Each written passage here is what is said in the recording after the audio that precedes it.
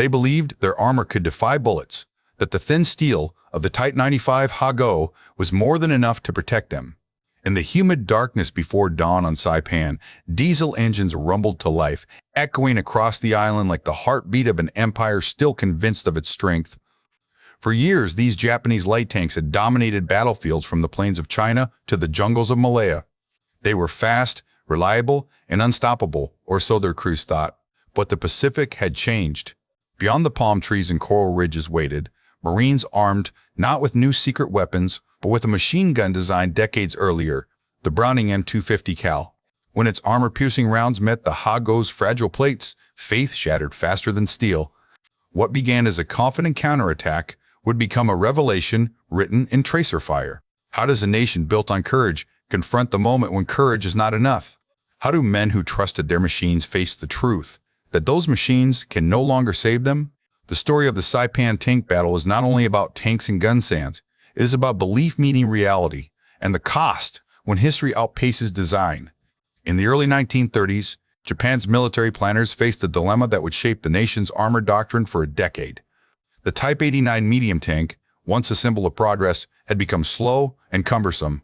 It could barely reach 15 miles per hour, a pace fit for infantry on foot, not for the fast-moving, mechanized army Japan dreamed of creating.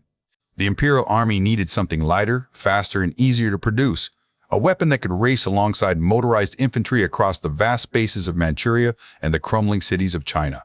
In July 1933, the Army Technical Bureau issued a bold specification, a tank of about 7 tons, armed with a 37mm gun, capable of 40 kilometers per hour and armored only enough to resist rifle and machine gun fire. The philosophy was simple: speed over protection, mobility over endurance. Mitsubishi Heavy Industries received the contract, and engineer Tomio Hara, already respected for his work on the Type 89, took command of the project. Hara's design would define Japanese armored engineering for a generation. His innovation, the bell crank suspension, soon nicknamed the Manchurian suspension, allowed remarkable cross-country agility. Combined with a lightweight diesel engine producing 120 horsepower, the Type 95 Hago could traverse mud and rough terrain at 25 to 30 kilometers per hour. For an era when most tanks still relied on gasoline engines prone to fire, this diesel-powered Japanese light tank was seen as a triumph of practicality and foresight. By June 1934, the first prototype rolled across proving grounds in Japan and Manchuria. Observers watched as the small vehicle darted between obstacles, its tracks gripping dirt roads and rocky hillsides. It turned sharply, almost gracefully, for a tracked machine. It was fast, 45 kilometers per hour, on paved roads and reliable. The tank could run for 10 hours on a single load of diesel, covering nearly 130 miles. The Japanese officers present saw not just a new vehicle, but a new doctrine taking shape. In 1935, after spirited debate, the Army accepted Hara's design. Infantry officers complained that the 12 millimeters of armor were too thin for close support operations, but the cavalry champions of Speedus argued that mobility was armor in itself. In the end, the cavalry won. The tank was officially adopted as the Type 95 Hago, its name drawn from the imperial calendar year 259T5. Production began in 1936 at Mitsubishi's factories. Measuring just over 14 feet long and weighing around 7.5 tons, the Hago was compact, even fragile, looking by Western standards. Inside, space was suffocating. The 3-man crew, a driver, a machine gunner, and a commander, worked in near silence, surrounded by steel barely thicker than a coin. The commander bore an impossible load, aiming, loading, firing, and commanding all at once, often without a radio. Only 1 in 4 tanks had one, the rest relied on flags and hand signals, primitive tools for the chaos of combat. Yet for all its flaws, the Type 95 Hago excelled in the wars Japan actually fought. In China, beginning in 1937, the tank seemed unstoppable. Against infantry armed, mostly with rifles and light anti-tank weapons, it was a monster. Its 37mm gun could shatter bunkers, while its twin machine guns, one in the hull, one in the turret, tore through enemy lines. Crews became veterans in a war that rarely challenged their armor. Victories came easily. Each success reinforced a dangerous illusion that Japan's tanks were not only good enough, but superior. That illusion survived even the crucible of Kaohsiung in 1939, where the Japanese light tank met the Soviet Union's BT-5s and BT-7s machines faster thicker-skinned, and armed with 45mm guns. The battle was brutal. The battle was brutal. Japanese crews fought bravely but discovered, often too late, that their shells bounced off Soviet armor. Their own vehicles, when hit, erupted in flames. Dozens of Ha-Go tanks were destroyed. The lesson was clear: to thin armor and light guns were death sentences in tank-to-tank combat. But lessons in war are only useful if they are heeded. The Imperial Army's response was not redesign, but rationalization. They blamed tactics, not technology. They believed that with better training, coordination, and surprise, their light tanks could still prevail. They viewed Khalkhin Gol not as a warning, but as an anomaly. When Japan turned south in 1941, invading Malaya and the Philippines, those same tanks found new life in terrain that suited them perfectly. The Type 95 Ha-Go crossed rivers, cut through rubber plantations, and ambushed British positions where no one believed tanks could move. In the Philippines, they fought the first American tanks in the Pacificox M3 Stuarts at the Mortis on December 22, 1941. At close range, the combat was savage and intimate.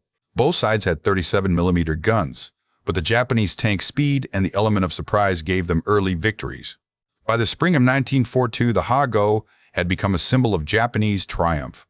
Crews believed in it, commanders trusted it, and the army enshrined it as proof that Japan's approach to armored warfare was sound. But beneath the glory was a fatal flaw. Every success came against enemies who lacked proper armor or anti-tank weapons. Japan's armored core had never truly been tested against an equal foe. War, however, has a way of demanding payment for arrogance. The Pacific War armor race was accelerating. The United States was producing tanks by the thousands, their designs evolving with each campaign. The Japanese Type 95 Ha-Go, born from the needs of the 1930s, was about to meet the industrial power of the 1940s. The men who trusted it were about to learn what happens when courage meets calculus, when belief collides with metallurgy, and when the future arrives faster than anyone expects. The night air over Saipan was heavy with heat and tension. Diesel engines rumbled like distant thunder as 44 tanks of the 9th Tank Regiment formed up in the darkness. Colonel Takashi Goto stood beside his Type 97 Chiha, its 57mm gun glinting faintly under the moonlight. Around him, the lighter Type 95 Ha-Go tanks idled restlessly, their exhaust pipes coughing smoke that hung low over the sugarcane fields. For the Japanese, this counterattack was more than a tactical maneuver. It was a desperate statement of faith. If they could drive the Americans back into the sea, the empire might yet hold its ground. The order came shortly after 3:00 a.m. Engines roared, tracks clattered, and the line of Japanese light tanks began to move toward the American beachhead. Infantry clung to the hulls, gripping turret handles as the column crept forward. The ground trembled under the synchronized rhythm of steel tracks. Inside each cramped tank, the crews were drenched in sweat, their nerves drawn tight. Most had fought before: China, the Philippines, Malaya. But none had faced the storm that awaited them on Saipan. Across the field, Marines of the 2nd Division were awake and listening. Sentries heard the rumble first, then the metallic squeal of treads on volcanic soil. Officers barked orders. Machine gun teams swung their heavy Browning M250 cal weapons into position, tracing the sound through the pre-dawn gloom. In foxholes and behind sandbagged emplacements, men waited, fingers resting on triggers. At 3:00 a.m., the first shadows emerged, low, boxy silhouettes moving through the mist. "Tanks," someone shouted. The Marines opened fire. Tracer rounds streaked across the darkness like burning comets, slamming into the advancing armor. The rhythmic thunder of the Browning M250 cal filled the air, deep and steady, echoing across the field. For the Japanese crews, the first impacts sounded familiar, of metallic clangs against the hull, the expected percussion of small arms fire. But within seconds, that sound changed. The clangs became cracks, and sparks flared inside the compartments. Bullets weren't ricocheting, they were penetrating. The armor of the Type 95 Ha-Go, 12mm at best, was no match for the 50 caliber armor-piercing rounds. At 200 meters, those rounds could pierce nearly twice that thickness. Inside one Ha-Go, a driver screamed as a bullet tore through the vision slit, striking his shoulder. Another round punched through the side armor, cutting through ammunition boxes. The small interior became a furnace of ricocheting fragments and screams. The commander, trying to rotate the turret manually, felt the crank freeze in his hands as a slug smashed through the gear housing. He never saw the second bullet that killed him. From his defensive position near the airfield, a Marine machine gunner named Corporal James Harkins fired in long bursts, walking his tracers across the lead tanks. He watched as one Ha-Go slowed, then stopped. Flames rose from the rear deck, the diesel engine coughing smoke. The tank's hatch opened, and 2 men climbed out, only to be cut down by rifle fire. Another Marine, Private Alan Morris, aimed his half-track mounted 50 cal at a tank's flank. The bullets punched through cleanly, and through his scope he saw a spark inside Denning, then silence. The turret sagged forward, motionless. By now, the field was chaos. The Japanese formation, still advancing, found itself under intersecting streams of heavy fire. Marines fired from concealed emplacements, Shermans rumbled forward from behind the lines, and the air filled with explosions. The M4 Sherman tanks, weighing over 30 tons, dwarfed the Ha-Go both in size and in power. Their 75mm guns opened fire, each shot detonating with concussive force. A Sherman crew spotted a Ha-Go attempting to flank the line. The gunner adjusted, fired once, and the Japanese tank erupted, its turret blown clear. The difference between the two machines was night and day. Where the Ha-Go had thin plates riveted to a fragile frame, the M4 Sherman boasted angled armor up to 51mm thick, effectively resisting all Japanese 37mm fire. Still, the Japanese charged. One Ha-Go, its tracks already damaged, continued to crawl forward, its commander standing half exposed from the turret. He waved his sword and shouted orders to the infantry following behind. Moments later, a burst from a Browning M250 cal cut him down. His tank coasted a few more meters, then caught fire. Within an hour, the counterattack collapsed. Of the 44 Japanese tanks committed, 31 were destroyed on the field. Others burned through the morning, their ammunition cooking off in dull explosions. The remaining vehicles withdrew, leaving behind a landscape littered with twisted steel and shattered belief. As dawn broke, Marines walked among the wrecks. They examined the neat, round holes punched through the armory entry and exit points from the 50 caliber rounds. One officer remarked that he could push his fist through the openings. The thin steel had offered no resistance. Inside, the scenes were horrific. Burned interiors, ruptured ammunition racks, the smell of diesel and death. For the Marines, the revelation was twofold. First, they had discovered that the Japanese light tank was far weaker than intelligence reports suggested. Second, they realized their own standard infantry weapons were enough to stop it. The Browning M250 cal, originally built for anti-aircraft use, had proven devastating against the Type 95 Ha-Go. It was an accident of designings. A weapon never meant for tank warfare had rendered an entire class of enemy armor obsolete overnight. For the Japanese survivors, the realization was unbearable. One officer later captured told interrogators he thought the Americans must have developed a new secret gun. He could not believe that an ordinary machine gun could destroy a tank. His disbelief captured the essence of Japan's armor tragedy, a faith in spirit and ingenuity, shattered by the cold logic of industrial warfare. When the smoke cleared, Saipan belonged to the Americans. The Saipan tank battle had ended in disaster for the Empire, but its echoes would shape the rest of the Pacific War. The Marines had learned that Japanese armor could be defeated by firepower already in their hands. The Japanese had learned that no amount of courage could stop a bullet that simple physics said would go through. It was not just a tactical defeat, it was a moment when two worlds collided, the world of handcrafted courage and the world of mechanized efficiency. And in that collision, one truth stood unbroken. In modern war, design matters more than devotion. By the morning of June 17, 1944, the beaches of Saipan were quiet again, but the silence was not peace. It was exhaustion. Smoke drifted across the battlefield, carrying the acrid scent of burning oil and steel. Marines moved cautiously among the wreckage, rifles ready. The bodies of Japanese tankers lay beside their ruined machines, some still clutching their sidearms, others frozen in positions that spoke of desperate final acts, trying to reload, trying to escape, trying to believe the armor around them still meant safety. 31 tanks were confirmed destroyed in the immediate battle area. The later counts would raise the number higher. The Type 95 Ha-Go lay in twisted heaps, their thin armor punctured again and again by the heavy slugs of the Browning M250 cal.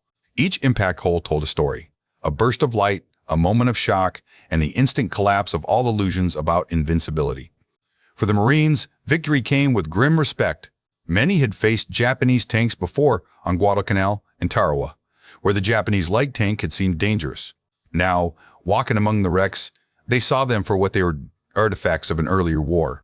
One Marine captain gathered his men around a destroyed Ha-Go and pointed to the holes in its turret. "This is what you were fighting," he said. "Remember it. Don't underestimate your weapons again." The Saipan tank battle marked the end of the Ha-Go's myth.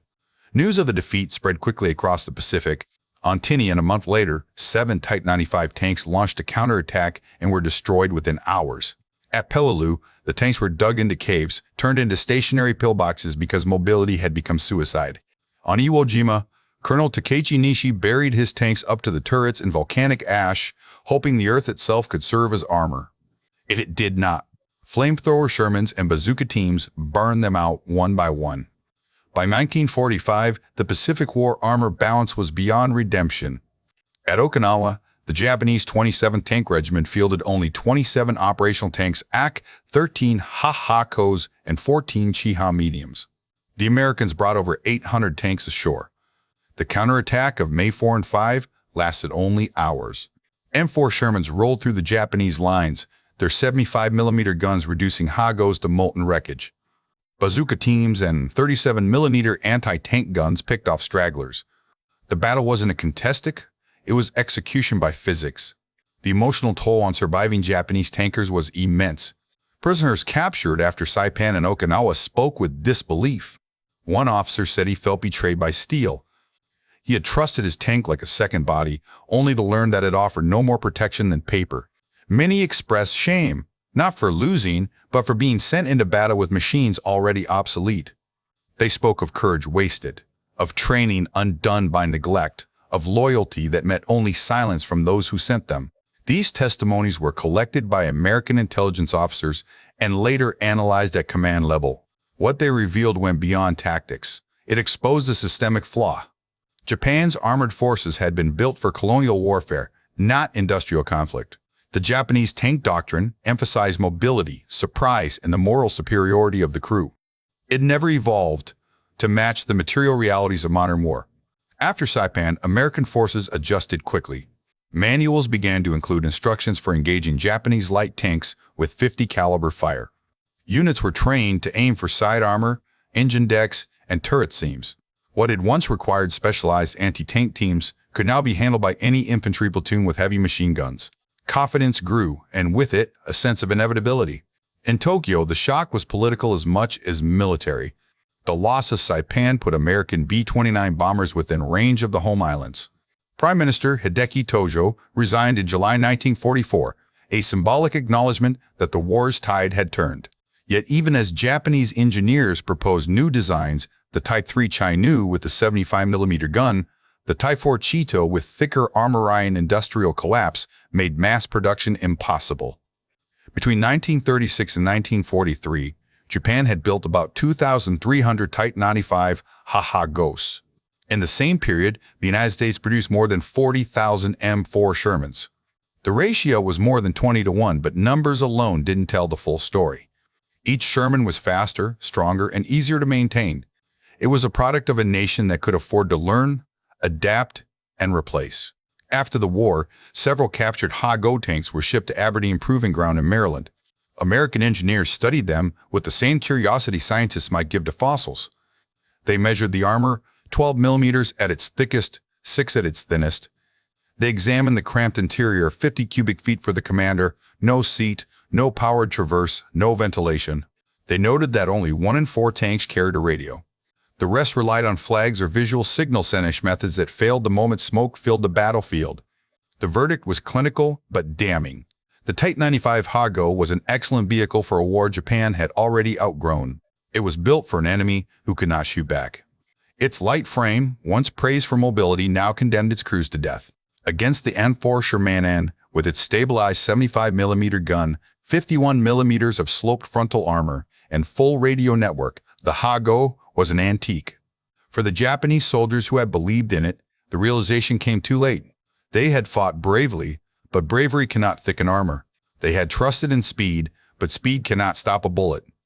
When the Browning M250 cal slashed through their hulls, it was more than metal giving way. It was faith collapsing under the weight of modernity.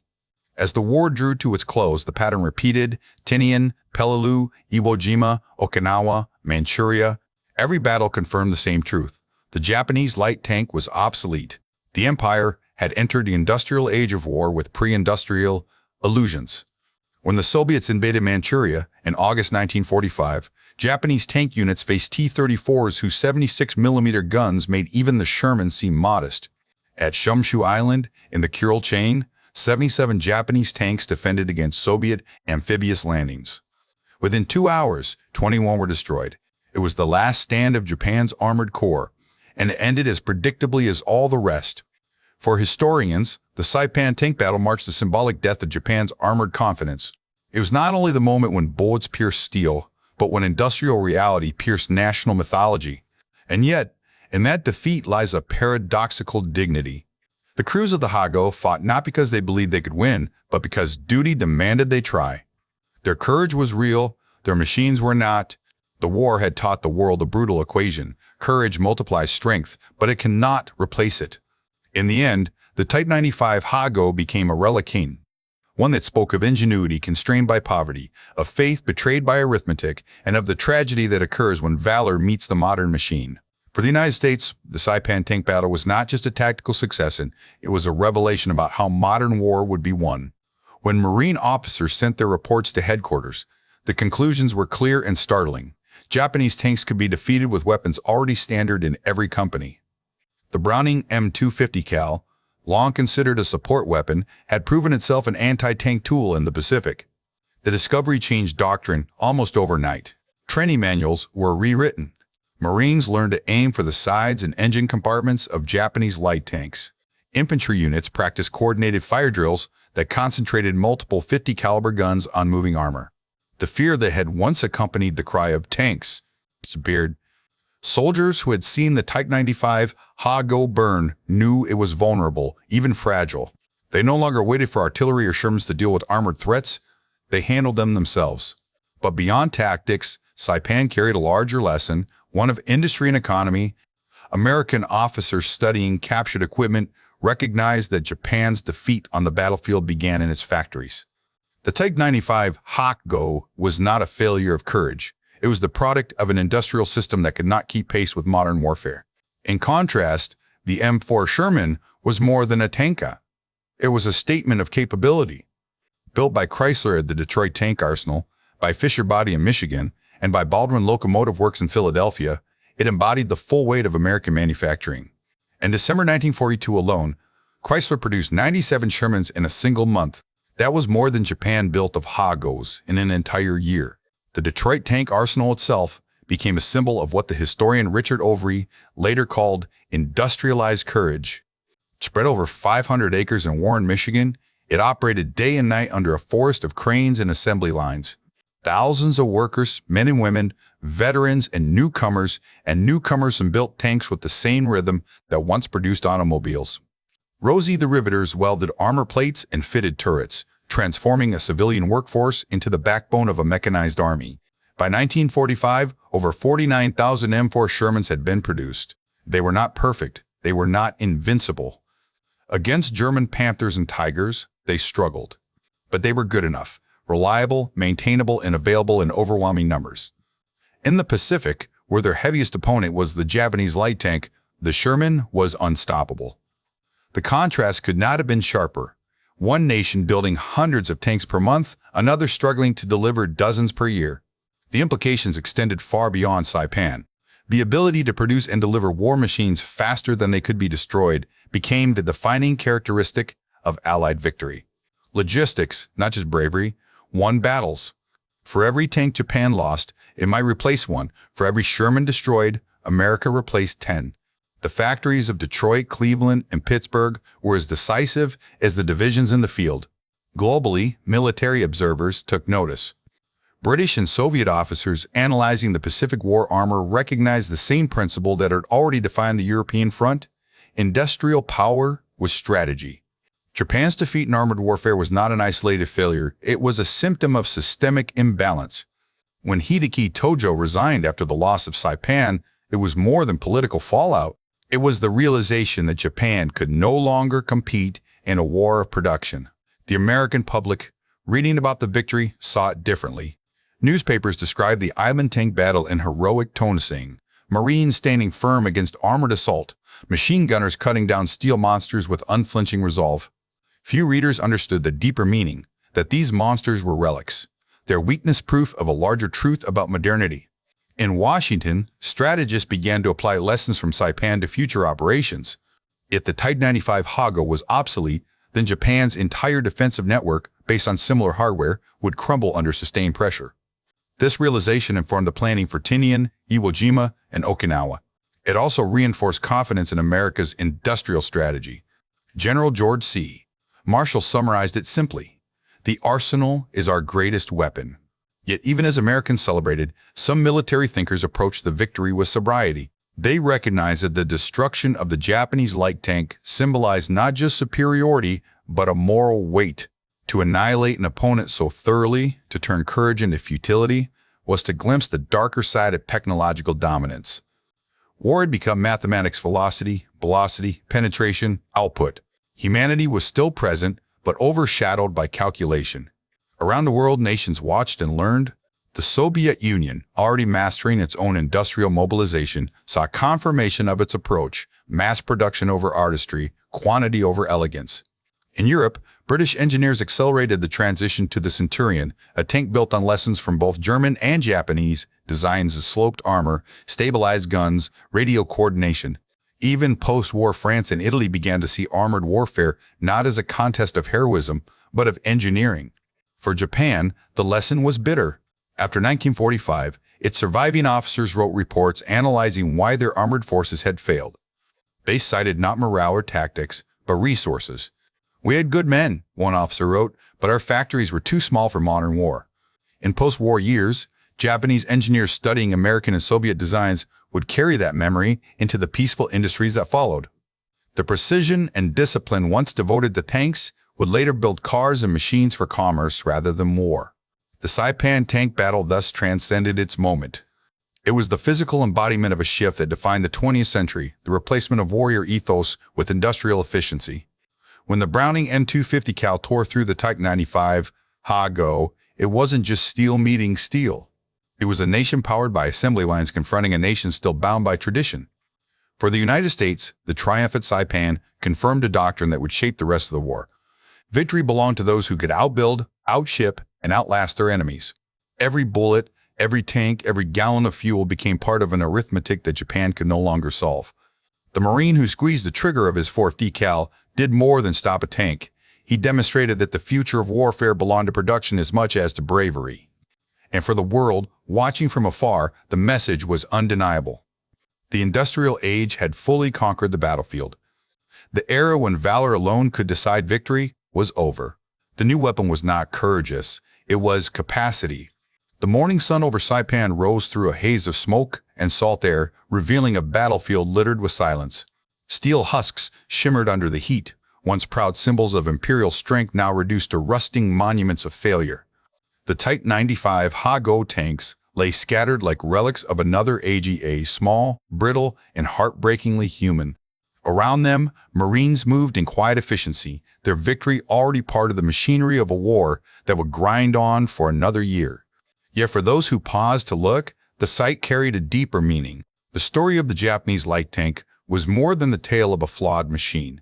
It was a mirror reflecting the limits of faith and isolation, a reminder that courage and innovation cannot thrive without resources to sustain them. When the Browning M250 cal tore through 12 millimeters of armor on that June night, it did more than pierce steelers. It pierced the illusion that willpower could replace industry. The Saipan tank battle endures because it captures the exact moment when one world ended and another began. It was a collision of two philosophies, one that valued spirit above material, and another that recognized the cold necessity of production. The men in the Hago tanks believed they carried the spirit of their nation with them into battle. The Marines who faced them carried the factories of Detroit, the forges of Pittsburgh, and the relentless logic of assembly lines. When those worlds met, history was decided not by who fought harder, but by who had prepared longer. In that sense, the battlefield of Saipan was not simply a military engagement, it was a referendum on modernity. The Type 95 Hago, designed in the optimism of the 1930s, embodied a Japan still defining itself through courage and sacrifice. The M4 Sherman, forged in the crucible of total war, represented an America that had learned to turn economic power into strategic advantage. Each tank told its nation's story, each bullet wrote the verdict. The aftermath of Saipan echoed far beyond the Pacific. The fall of the Marianas placed Tokyo within reach of B-29 bombers, leading to the air raids that would devastate the Japanese homeland. The resignation of Prime Minister Hideki Tojo, once unthinkable, signaled that even Japan's leaders understood the scale of the disaster. For the men who survived the Hago's final stand, the realization was cruel but clarifying. They had fought bravely, but bravery had become a finite resource in a war governed by machines. After the surrender, American engineers studying the Type 95 Hago at Aberdeen noted its craftsmanship, simple, practical, even elegant in its purpose. It was not incompetence that doomed it, but context. The tank was perfectly suited for a different war, the campaigns of China, the jungles of Malaya, the Philippines in 1941. It was never meant to face M4 Shermans and a 50 caliber fire on islands turned into fortresses. Like a soldier trained for yesterday's battle, it was overtaken by time. The legacy of the Hago therefore lies not in its failures, but in what it teaches. It reminds strategists that every weapon is a reflection of its era, that doctrine without adaptation becomes dogma, and that technology, once ignored, will eventually dictate the terms of courage. The Japanese tank crews at Saipan fought with conviction. Their defeat was not of spirit, but of circumstance. They were brave men trapped in fragile machines. For the United States, the victory carried its own lesson. Industrial power is a double-edged sword. It can win wars, but it can also distance soldiers from the very struggle their machines make possible.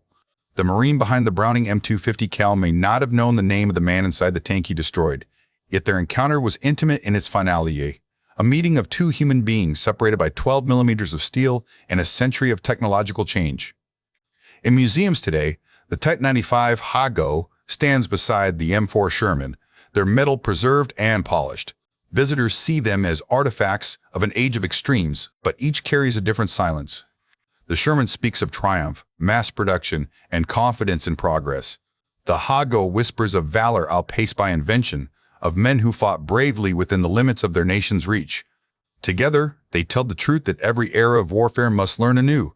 Power is not just built us, it is maintained, renewed, and paid for in factories long before the first shot is fired.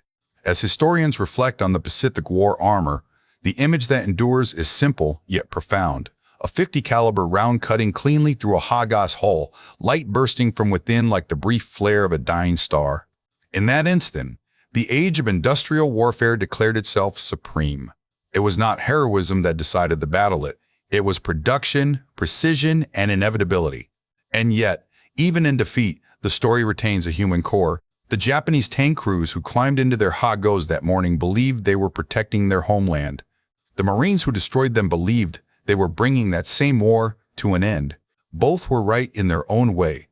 Between them lay the truth of the 20th century, that technology changes faster than courage, and that every generation must learn what happens when bravery faces the machinery of progress. The fields of Saipan have long since grown quiet. Grass covers the rusting wrecks, and the sea whispers where the battle once roared. But the lesson remains, etched in steel, in numbers, in memory. In modern war, as in life, belief is powerful, but reality is absolute.